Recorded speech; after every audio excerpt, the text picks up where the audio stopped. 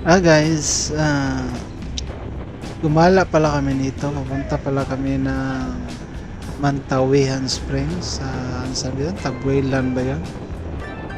Banda. Hindi ko kasi kabisado dito kasi first time ko rin pumunta dito sa ano, Mantawihan Spring. Tuburan pala. Sa Tuburan pala siya nakano, banda. So, ganda ng ano guys. Ganda ng dinaanan namin dito. Medyo malayo siya sa ano namin. Pinuntahan. Medyo mahabang biyahe ito kaya pa-fast forward ko na lang para madali. Yan.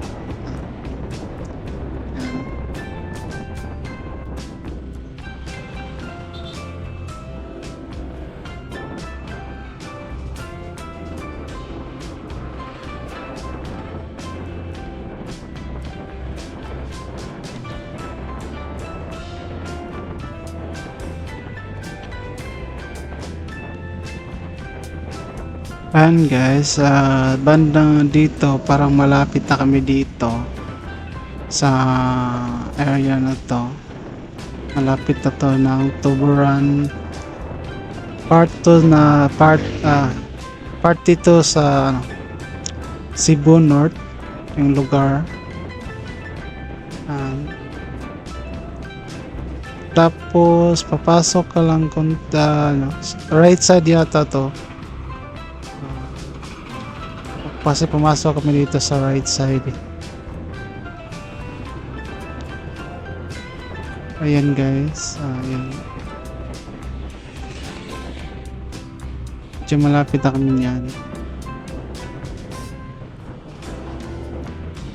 Parang pupunta namin guys, para siyang ano, para lang siyang ano, simple na spring.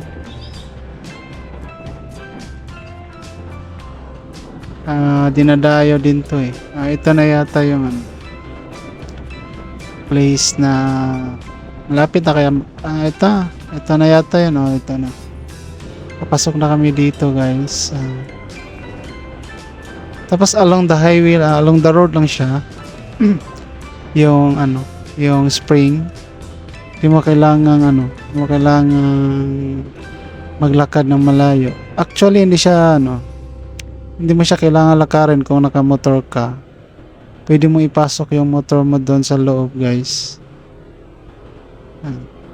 Yan, malapit na kami niyan. Tapos pagdating natin doon balik natin sa normal yung speed ng ating video. Ayan. Medyo malayo siya sa highway pag lumiko ka, pero may maganda naman yung daan dito. Sementado na. Yeah, no worries kapag punta kayo dito. Ito na yung place guys. Yan. Liliko na kami dito. Post ko lang saglit. Ito na yung lugar guys. Ikot lang kayo dito. Kasi papasok kayo konti doon sa gilid ng karsada. Ayan. Lapit lang siya, hindi siya mga lang. Hindi siya abutin ng 1 minuto pag nagmamotor ka.